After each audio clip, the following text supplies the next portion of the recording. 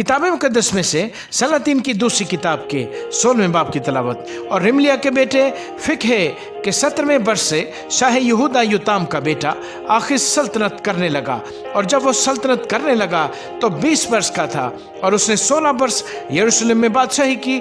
और उसने वो काम न किया जो खुदावंद उसके खुदा की नज़र में भला है, जैसा उसके बाप दाऊद ने किया था, बल्कि वो इसराइल के बादशाहों की राह पर चला। और उसने उन कौमों के नफरती दस्तूर के मुताबिक जिनको खुदावंद ने बनी इसराइल के सामने से खारिज कर दिया था, अपने बेटे को भी आग में चलवाया। और ऊंचे मकामों और टीलों पर और हर एक हरे दरख्त के नीचे उसने कुर्बानी की और बखूर जलाया। तब शाह आराम, रजीन और शाह इसराइल रिमलिया के बेटे फिकहे ने लड़ने को यरूशलेम पर चढ़ाई की, और उन्होंने आखिस को घेर लिया, लेकिन उस पर गालिब न आ सके। उस वक्त शाह आराम रजीन ने एलात को फतह करके फिर आराम में शामिल कर लिया, और यहूदियों को एलात से निकाल दिया, और आरामी एलात में आकर वहां बस गए, जैसा आज तक है। सो आखिस ने शाह असूर तिग्लत पिलेसर के पास एलची रवाना किए और कहला भेजा कि मैं तेरा खादम और बेटा हूँ, सो तू आ और मुझको शाह आराम के हाथ से और शाह इसराइल के हाथ से जो मुझ पर चढ़ आए हैं रहाई दे।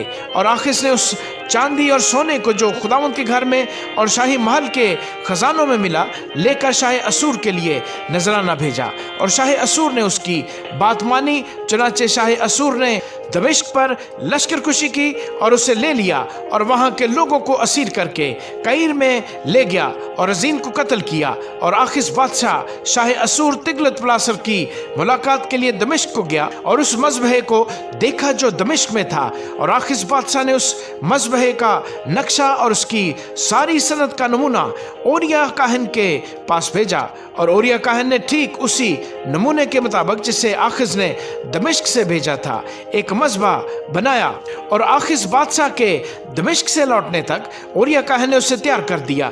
जब बादशाह दमिश्क से लौट आया तो बादशाह ने मजबहे को देखा, और बादशाह मजबहे के पास गया और उस पर कुर्बानी गुजरानी, और उसने उस मजबहे पर अपनी सौख्तनी कुर्बानी और अपनी नज़र की कुर्बानी जलाई, और अपना तपावन तपाया, और अपनी सलामती के ज़बीहों का खून उसी मजबहे पर छिड़का। और उसने पीतल का वो मजबहा जो खुदावंद के आगे था हैकल के सामने से, यानी अपने मजबहे और खुदावंद की हैकल के बीच में से उठवा कर उसे अपने मजबहे के शिमाल की तरफ रखवा दिया। और आखिस बादशाह ने ओरिया काहन को हुक्म किया कि बड़े मजबहे पर सुबह की सौख्तनी कुर्बानी और शाम की नज़र की कुर्बानी और बादशाह की सौख्तनी कुर्बानी और उसकी नज़र की कुर्बानी और ममलकत के सब लोगों की सौख्तनी कुर्बानी और उनकी नज़र की कुर्बानी और उनका तपावन चढ़ाया कर, और सौख्तनी कुर्बानी का सारा खून और ज़बीहा का सारा खून उस पर छिड़का कर, और पीतल का वो मजबहा मेरे सवाल करने के लिए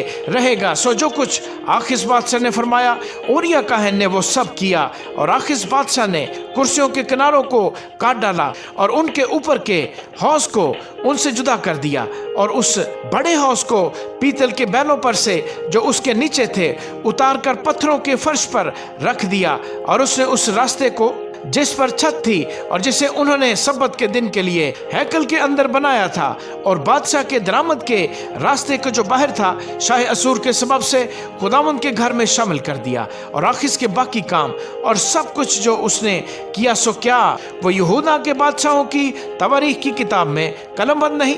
और आखिस अपने बाप दादा के साथ सो गया और दाऊद के शहर में अपने बाप दादा के साथ दफन हुआ, और उसका बेटा हिजकिय्याह उसकी जगह बादशाह हुआ। आमीन।